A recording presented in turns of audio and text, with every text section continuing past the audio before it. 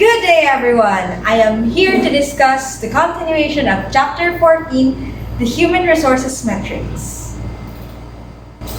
Approaches to HR metrics. HR measurement practices have taken a variety of approaches during the past 3 decades. So this approaches focuses on 1. Efficiency, 2. Effectiveness, and lastly, impact on organizational performance or strategic impact. Efficiency. So sa efficiency metrics, it focuses on 2, the HR's tactical and the HR's transactional operations. So the HR managers here wanted to know and demonstrate that their HR practices were completed successfully within the expected time frames. So this information was often used for HR benchmarking purposes. So ano nga ba yung benchmarking? So yung benchmarking, it is an outreach activity of comparing oneself against others, wherein the HR here will search for the best practices to produce superior performance when adopted and implemented in their organization or company. So yung mga HR professionals, they will conduct benchmarking with their peers through professional associations or di kaya with the aid of HR consultants. So yung benchmarking surveys, it is intended to determine the efficiency of HR practices. So yung result ng benchmarking, ginagamit ito ng HR as a starting point for analysis and future actions. For example, yung isang company na delay yung recruitment nila and yung selection nila of qualified candidates. They can analyze the reasons for this shortcoming and then use those pieces of information to make necessary changes. Papasok dito yung benchmarking, gagamitin ito ng HR as a guide for making changes in practices and to improve its performance levels. Some examples of the efficiency focus in HR measurement include time to fill jobs, time to start jobs, ratio of offers made to acceptance, HR department expense as a percentage of company expense, HR headcount ratio or the HR employees, company employees, and HR department expense per company employee, turnover rates, and customer satisfaction surveys. So sa effectiveness, ginagamit ng HR professionals yung benchmarking to measure not only efficiency, but also the effectiveness of HR interventions. So they use the resulting data from benchmarking to analyze the effectiveness of their programs and how they impact the organization through such analysis as return on investment and balance scorecard.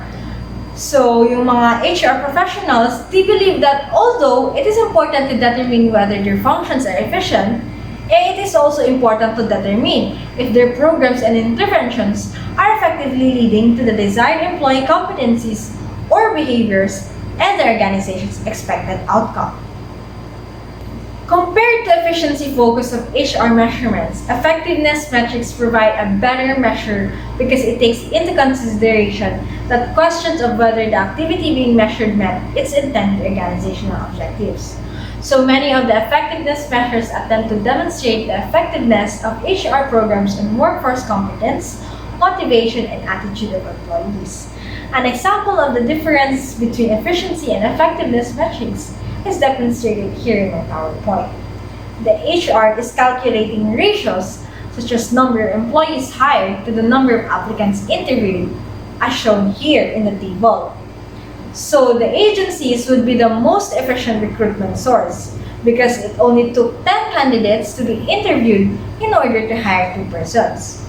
However, if gusto ng HR ng most cost-effective recruitment source for call center representatives, then yung colleges and employer referrals or walk-ins are the most cost-effective since hires were made without having to spend any money for the source.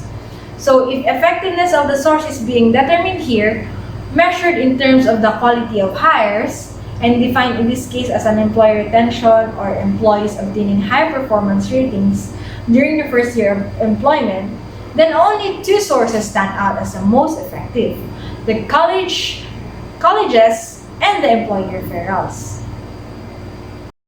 As a recruitment source, individuals hired through employee referrals and college did not leave the organization at the end of the first year of employment and they had the highest performance ratings. Some examples of effectiveness metrics depends on the objectives of the HR programs or activities. And some examples are compensation. So the cost effectiveness of the compensation system as well as the benefit plans are measured in relation to operational expenses of an organization.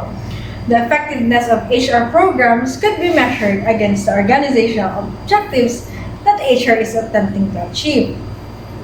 Metrics that impact operational effectiveness could focus on changes in the performance of business processes that occur when the quality of talent is improved or when new HR practices are introduced.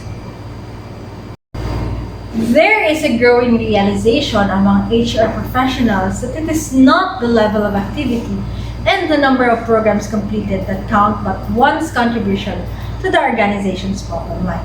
So therefore, over and above the efficiency and effectiveness of HR metrics, we understand that there is a critical need to measure the tangible effects of HR interventions on the organization's ability to gain and sustain competitive advantage. Impact on business performance or strategic impact.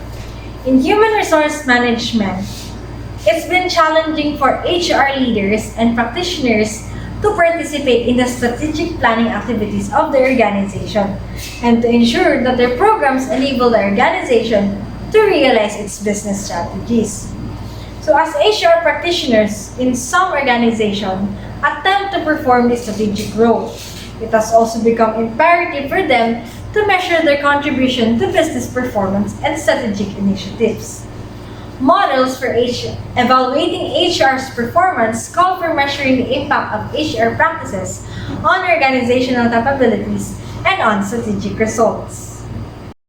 In addition to measuring and reporting HR's impact, the role of HR becomes more significant if the report includes predictive analysis and the implications of the data reported on the organization's business strategies. For instance, HR should determine the impact of its training and development program on developing certain desired employee behaviors and then measuring the impact of these behavior changes on the organization's capability to compete. HR needs to determine the impact of this competitive ability on the organization's financial results or its bottom line.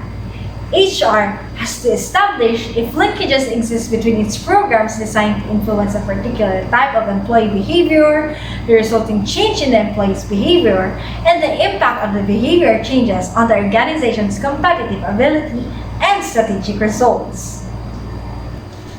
An integrated approach to measurement can substantially help decision makers.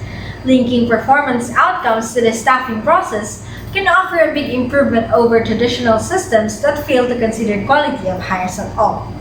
If quality measures are created during the earlier stages in the staffing process, then the organization might be able to do a better job of diagnosing and improving the system. While it is helpful to identify the quality of hires, it is not helpful in determining what aspects of the recruitment and hiring process contributed to the hiring of employees who met the organization's quality measures. An identification of the specific aspects will contribute to the continuing impact of HR activities in meeting organizational goals. In short, there's a suggestion provided by the Society for Human Resource Management in 2008 in preparing to conduct HR metrics. You have to first ask these questions in your company or organization. First question is, what metrics are most important and aligned to the organization's goals? Some HR practitioners might conduct HR metrics because their colleagues in the HR field are conducting measurements in their organizations. However, organizations have different priorities tied to their strategic plans and objectives, and copying what other HR managers measure may not have a significant impact on another organization. HR managers or practitioners should be guided by the organization's goals and objectives as well as their business context. Next is what data need to be gathered or tracked. Since the importance of metrics depends on their implication for the organization, its impact on business strategy, competitiveness, and organizational effectiveness, some specific metrics are critical and relevant. For some organizations, turnover metrics are a very critical issue, while for others, this may not be as critical as metrics a union organization drives. For example, if an organization's strategy is expansion of new products into new geographical locations, the metrics that will count are historical metrics showing the efficiency of the organization's hiring process, the effectiveness of its recruiting resources, and the effectiveness of its training processes, and the current metrics on demographics or labor market in the new location and compensation data in the new location. So the HR manager here is guided by his or her organization's objectives for collecting data. The next question is, how will the data be analyzed? Again, the HR manager's objective for collecting data and how he or she will use the results are important factors to be considered before conducting a series of measurements. This way, the process will be efficient and data collected will be meaningful for the intended audience. The last question is, how will the data be used for action planning and improvement? The decision-making and action planning processes involved in the aforementioned activities will require different sets of data for analysis and action. Therefore, it is important for the HR manager to answer all four questions clearly before starting the measurement of HR activities and programs. It is necessary to discuss the objectives of collecting data with the intended audience of these HR metrics. One must remember that it is not all about data, numbers, and measurement. What is important is how the data are interpreted and communicated. Management will not remember numbers, but will remember a compelling story behind the numbers, the implications for the organization, an alert message, or a message that drives one to action. HR metrics has evolved from measuring HR's efficiency to the effectiveness of HR activities and programs and to the measurement of HR's contributions in the organization using calculations such as return on investment and ability analysis. These metrics are helpful for HR in that they demonstrate the important role that the department or unit plays in the organization. However, these metrics are lagging indicators and HR misses the opportunity to use them in order to influence management's decision-making and strategy development. To make HR metrics strategic, HR has to follow a few steps. Firstly, HR must involve management in identifying what aspects of people management to be measured. Secondly, after collecting data, HR needs to analyze the data and determine their potential implications for the organization. And thirdly, reporting to management includes not only data, but interpretation of this data and some predictive analysis. This is the best way for HR metrics to contribute or influence management decisions and support strategic initiatives. Here is my question for our midterm exam. Why is it important to conduct HR metrics in an organization?